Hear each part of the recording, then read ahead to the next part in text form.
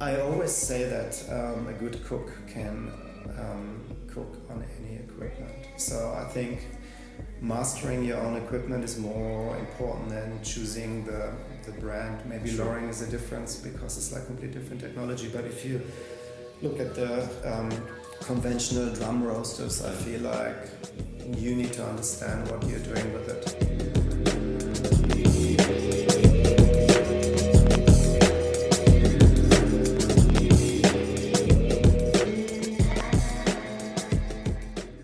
Welcome to or welcome back to Coffee with April.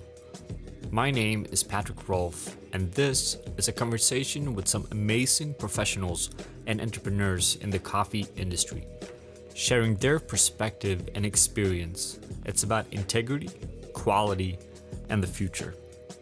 When we decided to start this podcast, I knew right from the start that we had to include Ralf, founder of The Barn in Berlin. So we went down there, we had a sit down in what is about to be his new coffee shop. Had an absolutely amazing discussion about his journey personally as an entrepreneur and also how The Barn established themselves as one of the most successful specialty coffee brand in the industry.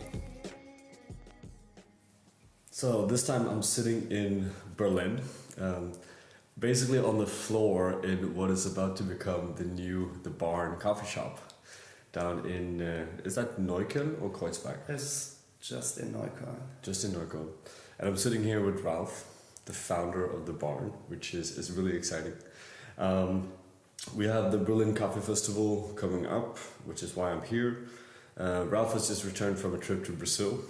We're both a bit sick, but this is going to be a really interesting conversation. Let's start with where we are. So we're sitting in what is about to become your new shop. It's four weeks in the making. Yeah. Hopefully. Yes. What's the thought process behind this shop? Why another shop? Yeah. How do you want to make this different than the other shops? Yeah. So we are on Friedelstraße near the canal, and to me is one of the most beautiful streets in Neukölln, Kreuzberg. At least something where I go back to a lot also, because it's, I think, the best ice cream shop across the road. Oh yeah, that helps. Yeah, I mean, this will be shop number 4, which sounds weird, and I think it's like a family where you feel you don't really plan another baby and suddenly there's one.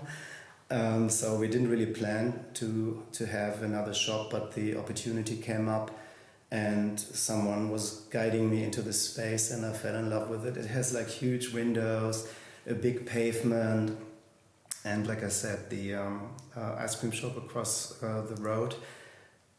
A lot of my baristas are living in this area, and a lot of people that come to us to Mitte for coffee, they live here. The area had great development over the last years, and so I felt right to have a little shop here. We want to keep it very simple and innocent, and just produce good coffee. Yeah, amazing. How is it? Because I obviously lived in Berlin for a while as well, and I spent a lot of time drinking coffee at your shops, and we're down for the opening at the Kanzlei as well, which is out in the west. How difficult is it to open new shops, especially when I started this podcast? The kind of foundation, and still is now, is to talk about integrity, to talk with brands that have a very clear integrity, and you can't do a coffee podcast about integrity without having The Barn included in it. Because there is a lot of it, right? And I feel that every single shop has a specific identity. And how does that process work? Is that simply organic? You see the space and you realize what you want to do? Or has that been a long kind of process where you decide, okay, I want this kind of shop and I want this kind of shop and this kind of shop? No, it's more intuitive. I think maybe going back 10 years when I moved to Berlin and worked for my boyfriend in a delicatessen like lunch place, and was doing dishes and learning hospitality and falling in love with it. And then I felt it's time to do my own. And then we went to the countryside and I was thinking about where do I feel passion, and it was coffee and fresh cakes and good bread. And I felt there was no concept around where everything had a value. You either had like coffee was okay, but like you had a muffin, or great bread, and they didn't care about coffee. So it started with that kind of process, and then I got obsessed with coffee the moment I started. But every position in the company that exists today, I once had. So I go really step by step, and my main focus is roasting and sourcing and developing farm relationships. And I always said that I only do things when they feel right, the timing is right, or the space. And also I don't want to build a coffee chain with replicas. They should be unique, and they should adapt to the building and the neighborhood. And so people don't feel like they walk into the same shop many times. So this one will be very unique, and we had a long debate about the color. Shall we leave it raw, and when I approached the building, it's really light, almost New English. Yeah. New England style, and big wide windows, and so like we just went with that, and everything inside will be very, very minimalistic and raw, but lighter, not with heavy woods, and it will be communal, because Kreuzberg and Neukölln is particularly focused on community and sharing and the environment, and like a lot of these thoughts were kind of like pushed out of this part of Berlin.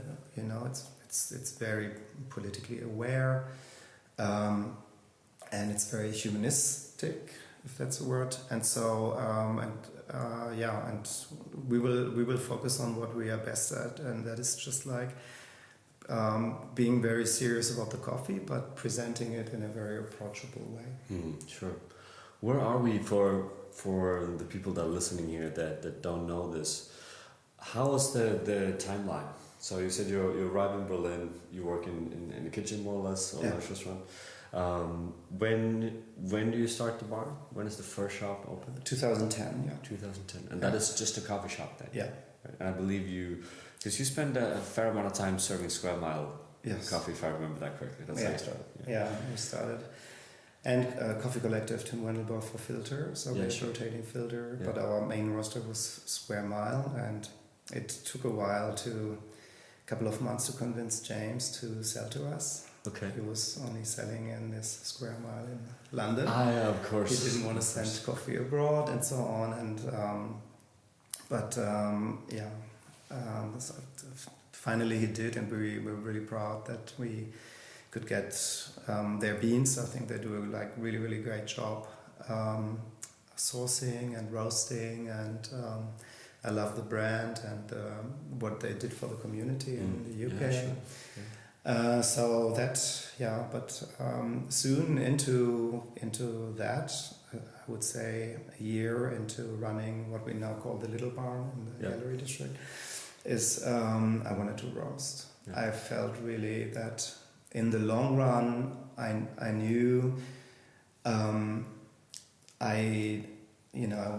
wanted to be like deeper into the value chain, and I'm a bit of a control freak. I think a lot of people know that.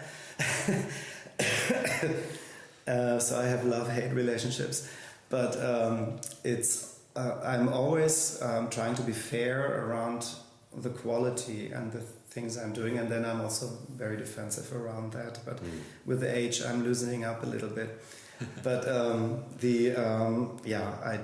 felt I really wanted to get to know farms. Well, where did the inspiration? Because back then, and is that roughly 10 years ago? Yeah, 8, yeah. Back then, so many people did not roast coffee, right?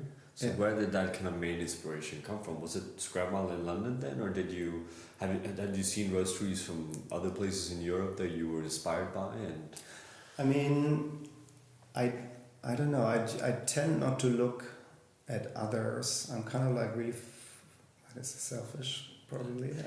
I always try to focus on what I'm doing. Sure. And of course I'm aware Which I of think is a good thing, yeah. Yeah, but I know what's going on around me, but I always feel like if I look somewhere else, I can't really make myself better.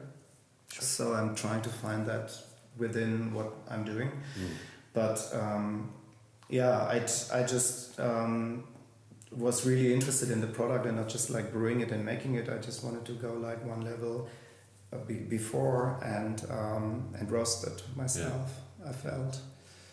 Also, there are so many roasteries. There have always been so many roasteries. It's just like now there are a new generation of roasters. But I guess it's like buying a car. You feel like, oh, I have this car, but then you see like, oh, there's another one. So if you start like digging, there have always been like many roasteries in Berlin. Yeah, it's sure. just like now we have a lot of foreigners doing it. Yeah. People gladly buying better beans than others, and there's a new market and a new niche growing really fast. I think I just wanted to learn more. Yeah. And you learn best when you do it yourself, I think. Definitely. Yeah. So you set up the roastery and with that the bigger coffee shop as well. How many years after the small shop was that? Yeah, so 2010 I opened the Little Barn, and then 2 years later I opened the roastery with the front cafe. Sure. And it took a while to find that space because Mitte got more and more expensive, and I didn't want to do something in Kreuzberg and then cross town every time I want to go to my shop and so on. So I wanted to keep it all in one area. Yeah. So it took a little bit longer, but we found this space that was not renovated, so we cut a good deal. We have good landlord. It's actually like a film company, and they are very open to kind of foster startups and have like price points that are not outrageous. So, and they wanted to have good coffee in the basement. Yeah. So that was 2012, and looking back, that was the hardest period, I guess, in my life. Assuming I can start roasting, which takes years. Well, I mean, where did you? Because I struggled with that when I started. People still struggled with that today. How did you learn how to roast coffee? By doing, yeah. Just by doing. Yeah, I have to say I never went to university. I started working when I was 15. So I always learned from others. I'm always best in a class context. I don't like reading books. I'd rather go or listen to a podcast or go somewhere and where people share knowledge. For me, like to see things and to learn from people that I admire. That's for sure.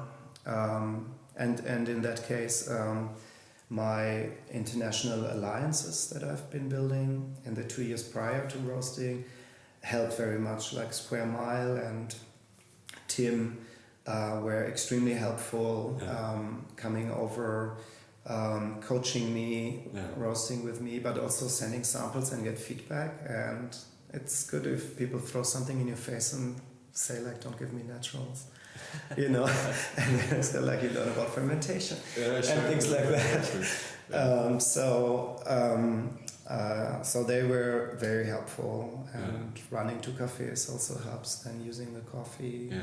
So not so much goes to waste. But I remember James said, "Are you sure you want to do this? You know, producing a kilo of our quality costs you so much more if you don't back it up with a business." So I guess you need to think a little bit bigger. There's so much money going into traveling, into profiling, and marketing and so on, and reaching out to people that actually, if you are not really 100% sure, I'd rather buy from a great roaster, unless the quality level is not so important for my shop concept. I mean, it's a big market and people have different ideas what they want for their shop.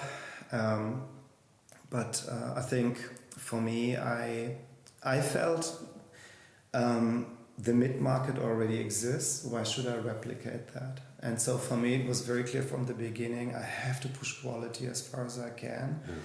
Not in rarities, but in like high quality from the field that I can roast in production and make it accessible. And so that's also the reason why we didn't blend, and why we kind of opted to grow slower. A lot of people opening roasteries, they start serving the mid-market to get volume under their belts. So, and it's understandable, but I made the decision not to do that. Yeah. And because I felt it's already there, and then it's just price competition and branding. And branding is sometimes like a disco. You know, you have a new disco in town, and then 2 years later they go to the new disco. And then they find a new disco. So I think this, to build this brand loyalty through integrity and quality is lasting. And these are the shops also, when you think about the general market and not only coffee, but I really like going back to like really old like restaurants, pubs, or fish and chip shop in London or so, and you go like, wow, this has been here for 100 years and they're still doing this the same way, isn't that great? And so I feel also a little bit stubborn about my packaging, because I really feel that this is also like something where people recognize my brand, and there was a thought process going into this earthy paper connecting to the fields. And I know that, for instance, with like a more shiny packaging, with color coding and this and that, I could probably sell a lot more retail bags, but I also feel that I kind of like want to stick to some of the things that I felt they're okay. Yeah. You know? I mean, it's one of the most iconic coffee bags, I think, and it's interesting now because there was a time where a lot of people did this earthy craft paper, right? But today they don't. Yeah. So that makes your bag extremely unique. I feel so too. Yeah. It's kind of when, you know, it all goes in cycles, right? Yeah. Bag, everything is white now. April is white as well. Yeah. At a certain time, it will stop being white, and then all of a sudden, the people that remains white, there's going to be more integrity. Right? Yes, I think so. I always loved Stumptown's bag. I was crying like when I saw the new bag. I'm really sorry if people hear this, but like I always loved Stumptown and the debate that they don't have a valve and blah blah blah. Yeah, it just looked right. Yeah. And now it looks modern. Yeah, for sure. And now the bag, I think they're custom printing every bag now, right? Individually, so there's no stamps and there's no nothing. Yeah. Just, yeah, I'm sure it works really well and it looks good, but like the one before was so much better to me. Yeah, sure. Yeah. And I think it's important because there's more value than visual content in terms of branding, right? There's and I think people forget that sometimes, right? Yeah. We're definitely in an age now where it's so much about how it looks. It's the same as you referenced before with. I mean, James asking you, do you really want to start to roast? Which is interesting because if you look at a lot of coffee shops today that wants to roast, they don't realize that their coffee cost is actually going to go up. Yeah. It's not going to go down. Yeah. Unless you have a roastery doing 30, 50 tons of coffee a year, right? Yeah. Which most of them actually don't have, right? So it's this an ability to actually look below the surface in that sense and see what is actually there. Yeah. Yeah. Yeah, I think so. You did start to roast on a ProBat. Yes. And I've always been a ProBat ever since. Was there a specific reason behind working on a ProBat, Tim? It made sense at the time. I felt Tim and James were roasting on the same machine, and I felt like, so then it's easier to communicate. And the moment I started, I felt like, fuck it, it's you can never compare. They're in a different country, they have the burners in a different position, they have different airflow, they have a different approach. You develop your own signature in roasting, and then when you lose your instant insecurities, you find your direction and then evolve, and then it's not related at all. Yeah. But ProBat is from my home area, which I didn't know. Okay. So I feel also like a lot of things are coming back to me. You know, my mother's cakes. I had a period in my life in Japan, and then Hario was there, and I was like, isn't this crazy? This are you using coffee and I'm using this? Yeah. And Probat as well. They have 150 years in a couple of weeks. And so there's like a big event over there. Yeah, you're going over. Of course you are. Yes, Sure, I mean, I can visit my family and so. Yeah. So I mean, I always say that a good cook can cook on any equipment. So I think mastering your own equipment is more important than choosing the brand. Maybe Sure. Loring is a difference because it's like completely different technology. But if you look at the conventional drum roasters, I feel like, you know, it doesn't matter so much. You need to understand what you're doing with it. Sure. So Definitely. yeah, so Probat works really well, and we have a new build like retro. Yeah. Yeah, it's the That's like 2022. yeah. Sure. And yeah, we have really strong burners. We have airflow control now. We don't have to run around the drum and change the latch. We can change that electronically and the drum speed and all that kind of stuff. Yeah. Green coffee. Yeah. Green coffee is obviously very important to you. Yes. I think that's something that one of the strongest things that anyone can see from the outside looking in at the barn. Tell us how you guys work with green coffee. How you started. There's a lot of roasters when they start, or any kind of company when they start, that have a difficulty finding suppliers, right? How do you actually set up proper green coffee? How do you make sure it's always tasty green coffee? What's sustainable, not sustainable? How do you guys work with green coffee? Yeah, I mean, we started with a Nordic approach because I felt very strongly, and I still do, that Tim and Morten and Joanna and all the people around them were kind of like following Tim's steps of connecting to farms, working with them, but Tim couldn't take so much volume, so they moved containers and they started selling greens, which makes a lot of sense. And so I felt I'm kind of like buying into that process when I buy from them, and so I fully trust that they do that. It's really important for us to buy from farms that are changing, that are adopting change, and that we are paying a premium to finance that change. Yeah. And we want to be faithful and return, not go to kiss a different girl the next season, you know. But depending on the origin, it happens. Yeah. Sometimes we can't control. Kenya is a great example where we, for the first year now, changed and have exclusive farm relationships, which is what every roastery at a certain point wants, to have coffees that no one else has, because it's a very competitive market, and I understand all that.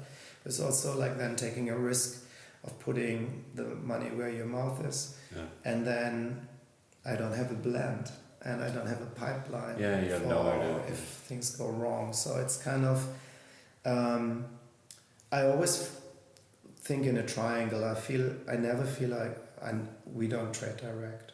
I visit farms, I say hello, I show them the bag, I promote them, I need the story and the relationship. But the most important person, I think, is the person on the ground, a strong exporter like Faf, for instance, in Brazil, that are helping the farmers to get better, to build the relationship, to visit every week during harvest, to have an agronomist, to do experiments, to push the level, to cup with them, teach them how to cup, the sorting, so they understand really, this tastes better than this, so this is a different quality, that's why I need to pick the ripe ones, and so on. So for me this is super important, but the transparency into that is something I'm working on at the moment. I hesitate to put numbers on my website. A lot of people are doing that because I feel it only makes sense if you really look at each individual market, and then what is the level at the moment, and you can't change overnight and pay double to a picker. It would lead to unrest in whole neighborhoods and villages. We saw that in one project that Nordic 3 years ago had like one farmer, one roaster, and people around get really angry when suddenly you single out one farmer and they get rich. You know, so or more wealthy. And so you need to go step by step and need to see that you're integrating the neighborhoods by giving them recycled water or build wells, give them work, pay more, but then also it's hard to find out what the picker actually gets and then what sticks with the farmer and then what goes into the exporter. We ask every time and we are getting numbers, and so then every year we verify and we learn. Yeah, sure. You know, but is an intervention from government oftentimes. They are setting price levels. There's competition, I just learned, in Rwanda, where people need pickers, so they pay more and then they go and pick for someone else because they need the chairs for the washing station. Yeah, sure. So that's good. So there's like a competition going on over pickers. I find that interesting. Yeah. For us, we always pay for the quality, so we need the farmer to know if he brings his quality from 85 to 87 points, then this is the premium you're getting. We pay more. So this is 30% more or 50% more, 100% more. What's happening from your perspective if the coffee goes from 85 to 82? Yeah, we can't take it. You can't take it. Yeah. No, that's a problem. The way I look at it is like we don't walk away. There will be a smaller amount of coffee that's scoring high, and then we take less. Of course. We stay in the relationship. But for instance, the two farms we work in Kenya now, one is called Ivory, and this year we're sharing this with an American roaster, and next year we go exclusive on it. But the coffee usually ended up in a blend. So it's already an improvement to say we take AB and PB. Our friends are taking the double A. This is the price. If you're not hitting with, like, say 60% is high grades or 80% is high grades, next year's only 50% is higher scoring, then the rest goes at market. Sure. You know, it's still a fair price for that type of quality, and there will be a taker for it. Yeah. I always feel like I don't know, it's hard to talk about meat these days, but you know, if you if you produce, it's really maybe inappropriate, but like everything of the pig or the cow will be used in the end, you know. Sure. So like if you have the product, there's a feeling, you know, but there's also a market for medium qualities or lower qualities in our view. Yesterday we had a big panel on what does specialty coffee mean to me, like coming from a farmer, exporter, importer, roaster, coffee shop owner. And then afterwards 3 guys from Cologne came to me and they said like, how do we learn scoring? We're getting coffees from this and this and this trader, but we don't really know what it scores, so how can we learn that? And is it okay to work with 82 points? And it's totally fine. It's great that you do that. If someone has to take it. Sure. It's decent coffee. Just make sure you know what the farmer gets for it, and it's better than what he had before. So I feel like it's always like it's a big market and there are many players. What I do like, and I suggested that too in Brazil this time, instead of paying more, I want to keep a stable price and then be involved in projects that I can see. Yeah.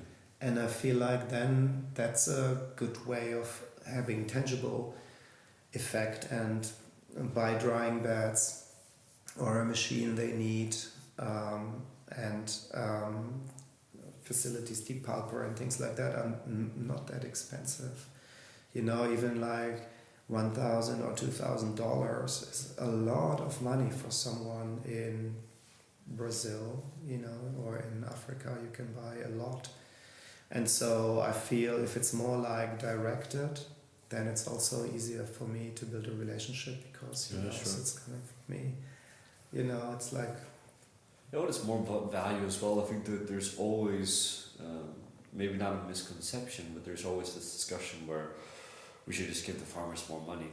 And then it's always, you know, in our kind of European, very idealistic way to look at things, the farmer will take all of that money and invest in their own coffee, which is not always the case. No. To be fair, there's some that would, there's others that wouldn't. Yeah.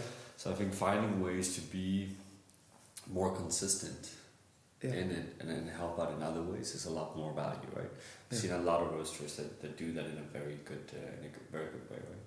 Yeah. And to some extent, the best value you can give to a farmer is a way to increase the low level of what they produce, right? Because that's how you increase the selling price. Yeah. Because all farmers produce everything, right? From high and low, Yeah. low and high. Yeah. Everything, as you say, gets sold. Yeah. And if a bigger portion of what they sell is on a higher quality, Yeah. they'll make more money. Yeah. This is why the experiments right now with sugarcane and maceration and so on really. I even tasted like greens, like unripe, that were palatable Okay. through fermentation, and Okay. then you put it. It will go into like a higher value market end. Yeah. What is your perspective on there's obviously a trend with fermentations now on that kind of stuff. Yeah. There's a lot of people, it's anaerobic fermentations. There's this and this. There's I have a good friend and farmer in Brazil that ferments his coffee with lemongrass. I mean, that's strange. Yeah. But it comes out pretty interesting. What are your thoughts on that, or the Barn's thoughts on that? Yeah. You mentioned washed coffees earlier in this conversation. Where are you today, and how? Is it about the quality of the varietal, or are you also interested in what the processing can do to change that? Yeah. I think like my standard answer is I prefer flavors of the field. Yeah. And so the moment they become artificial, it's interesting, but it's not what we want to represent. We want to represent terroir and or maybe a varietal from Kenya in a different context in Colombia, and see how that works, or work on soil. But I think if I push something into like Hubba Bubba chewing gum taste, it's great marketing, and it's also good to get people talking and interested in specialty coffee. So I think there's a value in it, but it's not me. Yeah. So I feel like I would meet kind of like somewhere in the middle. Yeah. I just had a cupping in Brazil at Da Terra. I think they're amazing, and we will do some work with them. And they put their pre-selection for the masterpieces on the table. They do a big auction, and they do a lot of that. And I had a few coffees. I scored 82, and they said no, it's 93. Yeah. I was like, I'm out. It's not me. It's funny. It's just like I don't taste the coffee anymore. So I feel if you push it and if you make it more diverse and complex and more interesting, and you like put accentuation on it, I find it super interesting. But then there's a moment where I say like, oh, like super fermenty coffees, I'm out. Like I get a lot of things where people say, yeah, this is this and this coffee. I paid so much for it, and I find it gross. I think it has to be clean for me. Sure. Having said, we do a lot more naturals and honeys than ever before, but clean ones. So the processing gets better. Yeah, sure. And I think today that's interesting because that is improving as well, right? Washing process is improving as well. Yeah. You mentioned briefly scoring and the kind of disconnect that often happens, and I'm curious because we see on the market now, without mentioning any names, but we can have different roasteries having more or less the same coffee, and then someone puts a 94 score on the bag, and someone puts an 85, and it's this. Yeah. Is that something you care about, or? I never look what the others are putting, so I don't know. What I do is I like for instance, if I work with Nordic or coffee imports, I ask for their scoring. I want to see how they score.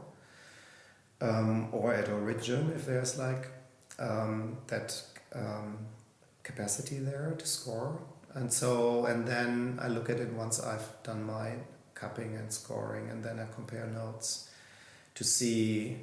But I think at buying stage, it's really tricky. I feel that a lot of green beans are not ready to be roasted when they arrive at roasteries. So you go in, and then only 1 month or 2 months later, you feel like now it's open.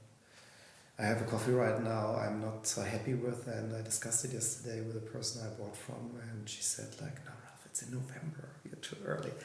It will be really sweet in November. So I felt like, yeah, it's true, it's a bit like green apple, and I wasn't sure if it's greenish or it's like a taste. And so sometimes I find buying at Origin or being a green buyer is a complete different skill set to being a roaster. Sure.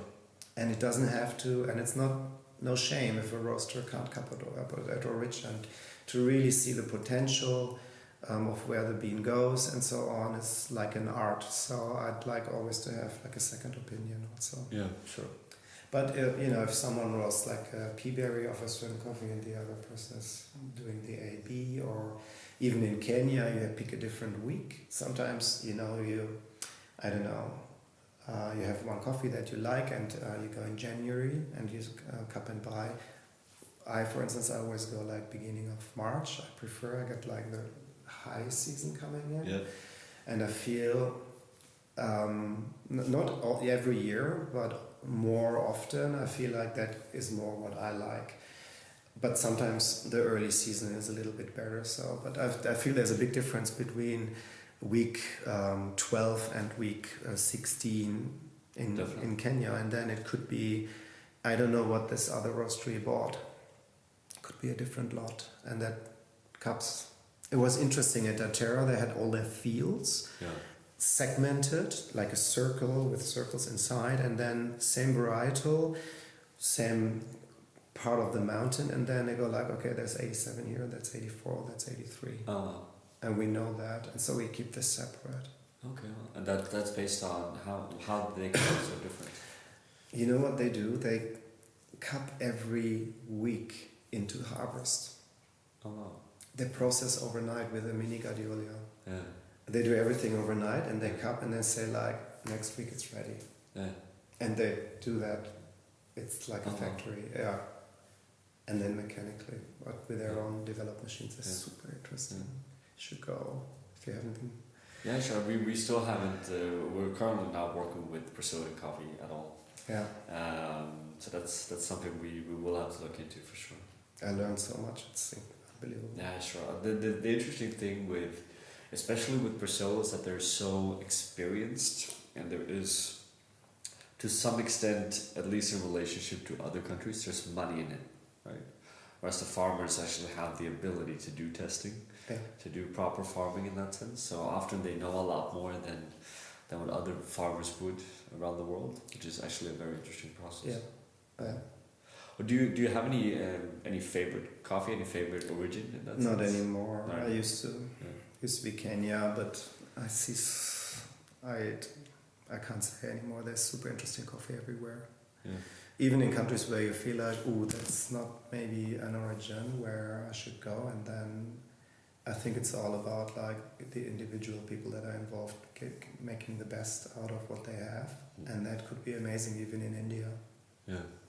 Yeah, we see the new trend now being a lot of, we see Tanzania, we see Congo, India, China, Vietnam. We see a lot of different countries now that are kind of starting to enter into the specialty ware slowly but surely. Yeah, but it's easier, and like the setup is already there in certain countries. The control, I think we as roasters are very vulnerable.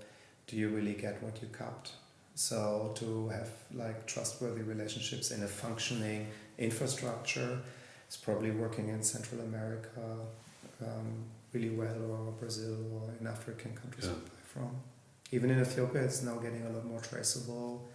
We're working with exclusive plots now we bought, and we can visit and then really connect there, and so that doesn't disappear anymore somewhere. And you get the coffee and you feel like, is this really what I bought? It's consistent, but it's maybe not 100% of like what I actually like wanted. Yeah. And that kind of like starts getting a lot better. So I'm a roaster. I always need a strong partner at origin. So I think that's like the most important thing to build. Yeah, sure. For quality control, but also for traceability, sustainability, and so on. And then there's a price for that, and you have to pay it. We see market is at the lowest like 90 Yeah, euros. yeah, it's crazy. And then I was traveling, and then someone said like, and we were like, yeah, but then now it's great because we give you the same money every year.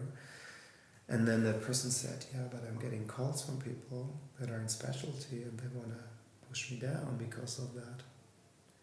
So, I mean, it's a big market with a lot of players, a lot of people taking big volumes. Specialty starts at 80 points. Yeah. And so the word specialty doesn't mean you're in that space where you're trying to improve things. So I think, I don't know. What does specialty mean for you now? Because for me, I don't know anymore. I think it's confusing. I think the boundaries of specialty, whether that is traceability in trading or quality in taste, I think it's getting blurred. I don't think. Yeah. I think 5 years ago, or when I started with coffee, it was a lot clearer. Yeah. Than what it is now. What does it mean to you? I don't know. I think the term is now widely being used.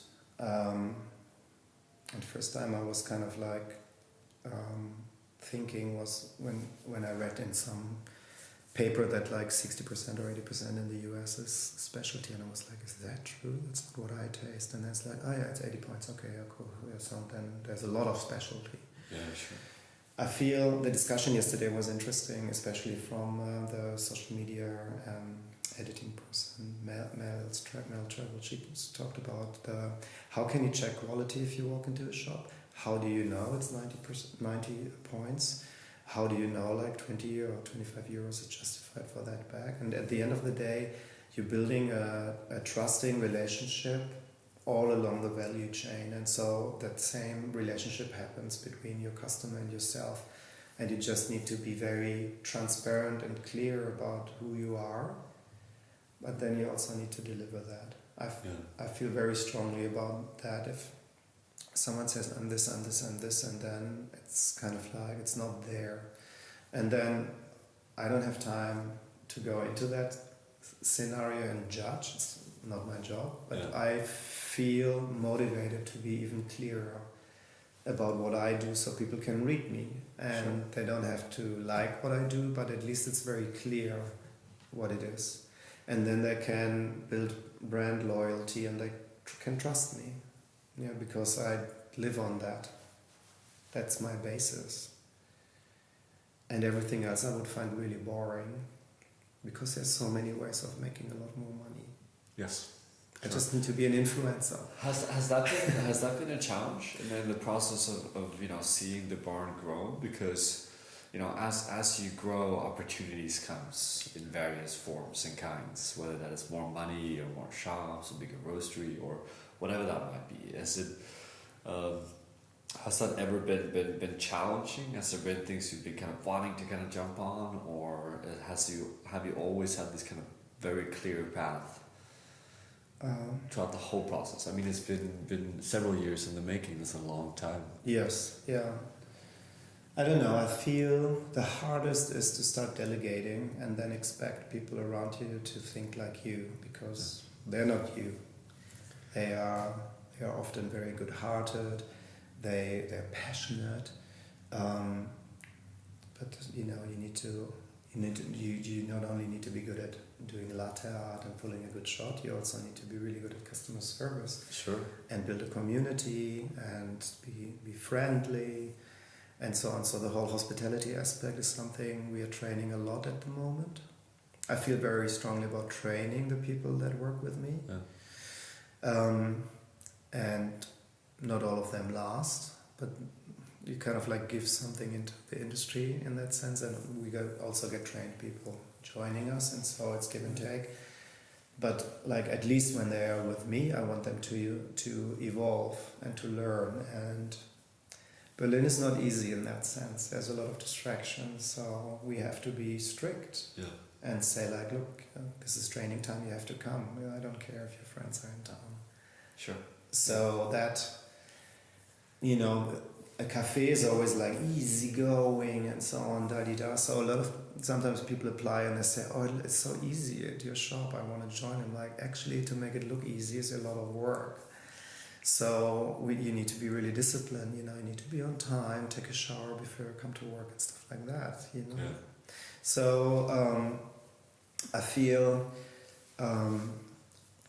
building a great team that are taking your thoughts and pass it on in their own way, I think is really important to me. And so I'm probably not the most motivating person in the industry. I'm very strict and I'm very focused on detail. And I think everybody that knows me and takes a moment to look at me understands that I'm always on the subject in being very clear about how I want it and where I want it to be. And then people see that it's a dedication to the product or to the process. And It's never personal. It's I want this coffee to be great. So there's so much work going into that, starting at farm level and then the roasting work, and then presenting it well to the person that pays for it. I think is there's a minimum that I expect from people to do that, and there are a lot of people that are great at that. Yeah. You just need to find them. Yeah, sure. And I think that's the at least from what I've seen from the barn during my time in Berlin. And I mean, I remember we always tried your coffee back at Mateo, Christian. I remember when you guys started with Mahembe and from Rwanda, and I think one of the key things that I've always been really appreciating is that there is a clear identity in it, and I personally appreciate companies. Or to some extent identify quality in a company with. I mean, if I go into the roastery in Mitte, and if I also know you, that I see how it fits. Yeah. Right? Where you see that the company is a representation of the owner, right? Yeah. And I think it's important also from a staff perspective, from a business perspective, from the whole kind of thing where you and I did not realize this 2 years ago. This is a kind of, I started a company and now I realize this. You start a company to do company in your way, right? Whatever way that is, right? You're not there to necessarily cater for other people, whether that is staff or the market. You do it and you justify it because there's a lot of work as well. And you do it so you can get your version of it. Yeah. So then you get a lot more respect for it as well. And I think it's interesting, especially with the barn, because to be fair, there's a lot of great companies in Berlin now that is a result of your old staff. Yeah. There is a lot of them. Yes, some coffee shops. Which I think is I mean, that's an evidence that something that you do really works, right? Whether they want it or not, because they end up taking the next step. Yeah. And I think that's especially from a barista perspective, that is the biggest challenge we have in the industry, where there's not enough of the right people that kind of move forward to do things and to grow the industry in the right way. Yeah. And I think if you're, as a company, can have I often look at April as wanting it to have the role to, because people are never going to stay forever. Staff don't. Yeah. I didn't. Yeah.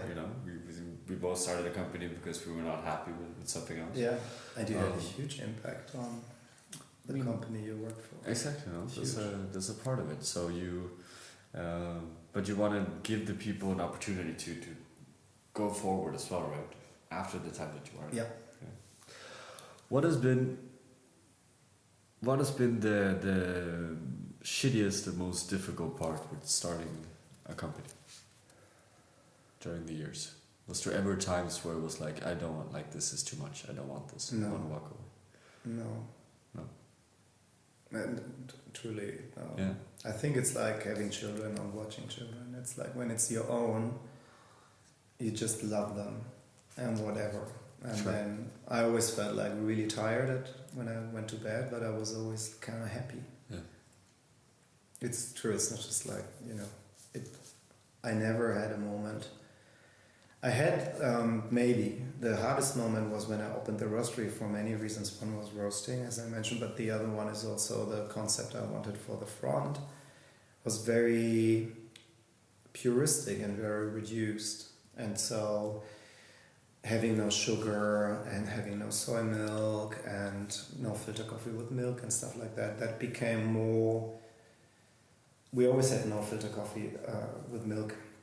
but it was more visible there when it was like a long brew bar and we said like, this is black and then this is white, so you need to tell us before. And then I learned in that phase that we just need to get better at communicating, and the most important person is this server, really with 2-3 sentences finding out what do they want, and or can I suggest something different, and then guide them and be really clear about the options.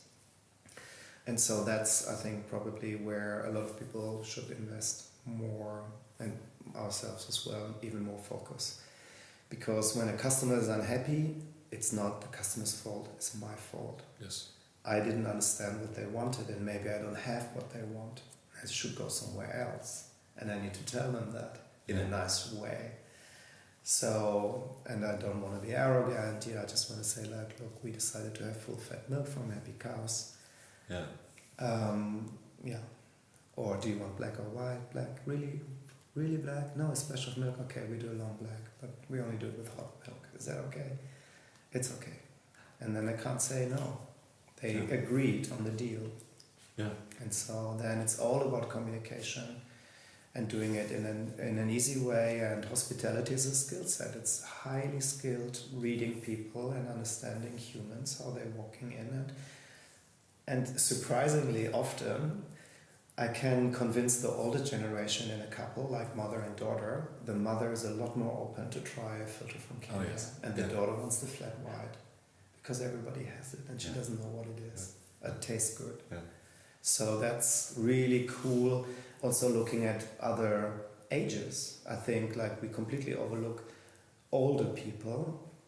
They want to be cool. They want to try something new, and they really enjoy handcrafted. At Kranzler, we have the highest grade of hand-brewed filter coffees. Oh yeah. Okay. A lot of people are coming to Kranzler because they've been there in the 50s or 60s and had their first girlfriend, and they had hand-brewed coffees there. Yeah. That's how there were no espresso machines when Kranzler started in 1833, 32. And so we only have 2 V60s, and they're selling. They don't get that anywhere else, and they're happy to wait for that. So I think if we are looking for new markets, of course, creative people and hipsters and so on, they start usually moving into new neighborhoods, and art is making it more interesting, and then another level, and then suddenly it's like completely gentrified. Yeah. But I think like old people are, like Andrea's mother is in an old people's home, and she needs partners to play with her at the table games.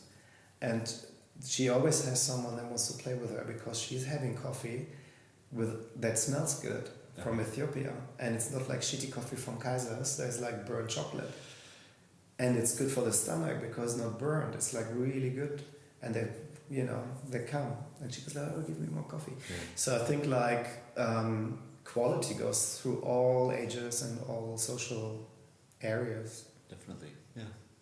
Let's switch gear a tiny bit. I know very little about you. I know a lot more about the company. Well, what's your background? Kind of growing up. How old were you when you actually started the barn? Old. Too old to talk about. Fair enough. But how did you? Yeah. What were you up to before you ended up starting the barn? Yeah. So I'm coming from the countryside near Probert. Yeah. Yeah. So we call the Lower Rhine area. It's near Holland. Yeah. Düsseldorf is the next biggest town, so that's very countryside. So yeah, my mother's from Berlin, so I feel like I'm a returner. But they sent the children away after the war. There was no food, and her mother died in the war, and then she ended up in the countryside, where she met my father, who was a postman. So, and then 5 children. I'm number 4. My little sister is here today to help me at the coffee festival. Oh, amazing! I make her run. She's always my little sister, so I'm pushing her. So there's like a lot of cooking at home, a lot of baking and stuff like that. So big family, open house. I always felt my mother was like a host. in a way. So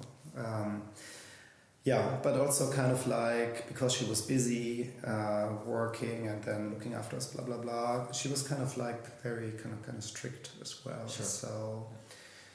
And then later in the barn, I realized, it's true. Like when people come to me at home, I ask them to take off their shoes, and then they can do whatever. So there are like certain rules of engagement, but then there's also a lot of attention.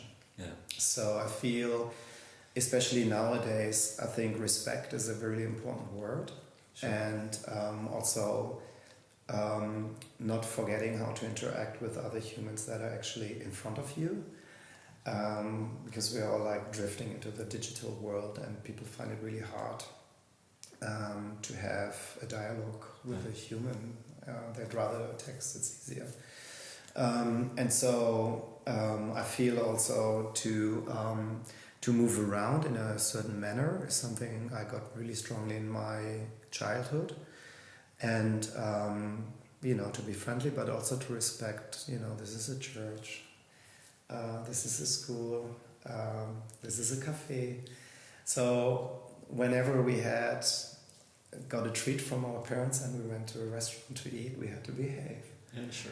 And so that's how I grew up, and I feel it's also very important to pass on certain social rules to the new generation, because they don't know they're innocent. Mm-hmm. And long prologue. Did you? Was the barn the first company you ever started? Yeah. Was it when did you realize? Because there's one thing starting with coffee, working with coffee, and there's a totally different thing starting a company. Yes. Right? Two very different things, right? Yeah. Going because that basically means that you went pretty directly onto starting a company, right? You didn't have a huge period in coffee before you went into starting a company. Zero, yeah. And what was where did that kind of drive come from? Yeah. Why did you actually start a company? Yeah, I think after school I started working in finance. Yeah. So I always analyzed companies, and I evaluated risks and stuff like that, and financed them. And not in investment banking. A lot of people say that it's not true. I've never been in investment heard banking. that. I've heard that as well. Yeah. No, I've just been like, more of a classic corporate finance, kind of like really seeing what's, and I moved cities a lot. Like every 2 years, it felt like I got a new job, because look, I moved around. I lived in Asia and then in the UK. Yeah. Was my last stage, and I always learned from people. I always had like a mentor, someone that I was drawn to, and then I worked really hard for them. Do you have a mentor today in coffee as well? Yeah, I always felt the people that helped me were there like mentors. Yeah, like James and Tim and everyone, Klaus Thompson, everybody that did something, and maybe they're not aware of it, but I felt like they were teaching me. Sure. They were sharing what they learned very openly. And I felt also doing that with people outside my own market is the easiest way, and I think that explains also why the barn was so international right from the beginning. And people thought we were like a foreign company, and because of the name, and people working there are foreign and so on. But it's also, I felt I can learn more from people that are more advanced, and there was no one in my own market where I felt I could look up to, because it was not developed at all. The others were a lot earlier and more focused. Yeah. But after leaving my finance time, I had a period in London where I went, just to come back to your question, to where I was for 5 years. I didn't have a regular job. Yeah. I went to drama school and did acting in the UK. Okay. Yeah. And then what pushed me to Berlin was a bit this. Of course, I got only stereotypical work in the UK, so stupid Germans or Nazis. And I felt if I come to Berlin, it's a more interesting profile, and I lost interest. I found it really boring here. So, and then that was like 2006. Between 2006 and 2008, I moved back and forth between Berlin and London and tried to make both work. Sure. And then I met Andreas, my boyfriend, who now works with me. And then we had the financial crisis in the UK. I had a flat. I was able to sell it just before the market collapsed. Okay. So I had a little bit of saving to get start here. But I felt so free at that point. I couldn't go back. I actually tried to go back into like a regular job for 3 months. That was in 2007 and I failed. I couldn't put on a shirt from the dry cleaning. I got rushes. That's how I felt, like you push like a donkey into like a racing box. Like that.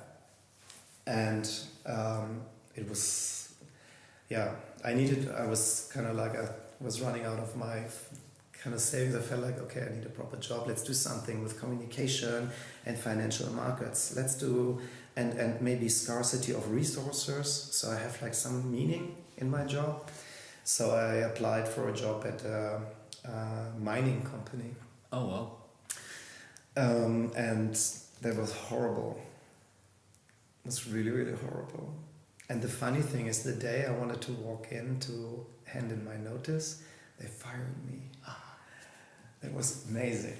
So I got a little redundancy payment out of that. Yeah, sure. You want that here, of course. I remember that, yeah.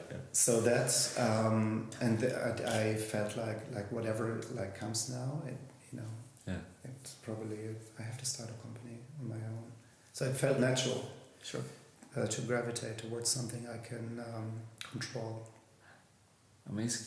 What's the last question, kind of? What's the future? Yeah. Again, we're sitting here on the floor on the what's to become the next The Barn coffee shop. But what do you have any plans longer than this, or are you just looking a few weeks ahead? Yeah. I just go with the flow and see what comes. I think there's so much I feel I can build in farm relationships. I want to get improve my roasting workflow. I just changed over my roast team. I'm still looking for a production roaster, but the head of roasting is a guy that I start falling in love with. He's like really, really strong work ethics and a cool guy called Jasper.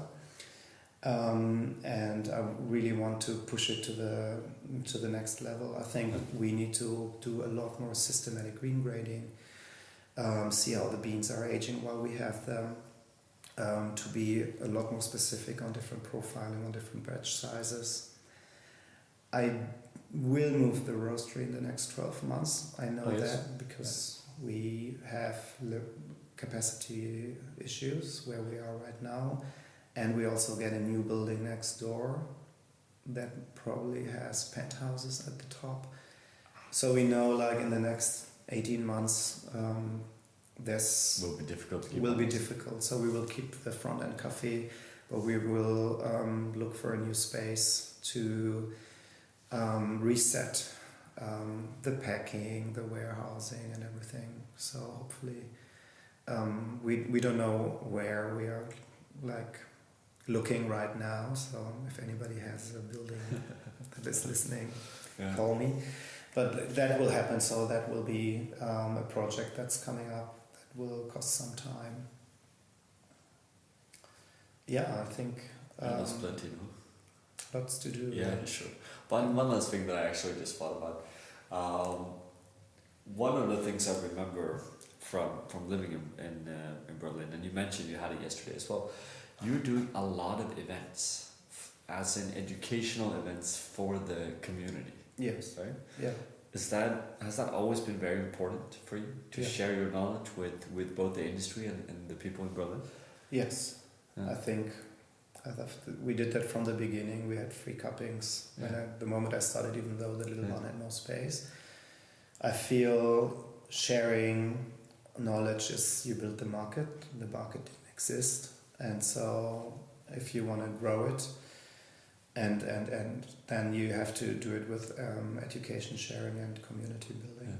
So I feel like the coffee festival, I'm so happy that Philip decided to do the satellite program. It's very unique and it gets people out into all the coffee shops in Berlin. Yeah. And then have the main market is kind of like, again, a community market in Kreuzberg.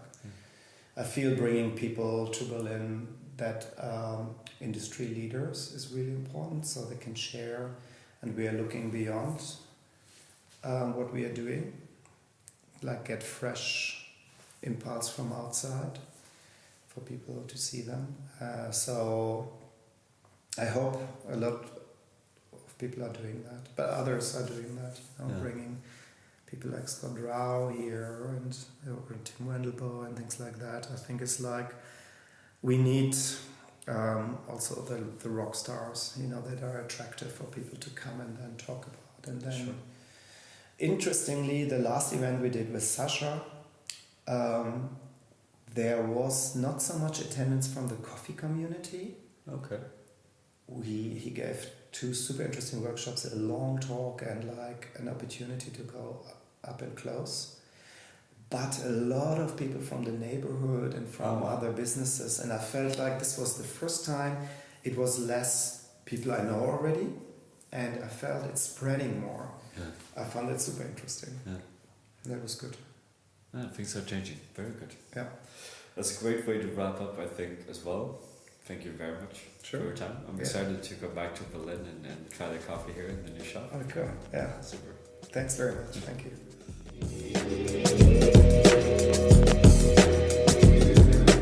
From us here at April, thank you for listening. If you enjoyed this podcast, please share with your friends, family, and colleagues. Thank you.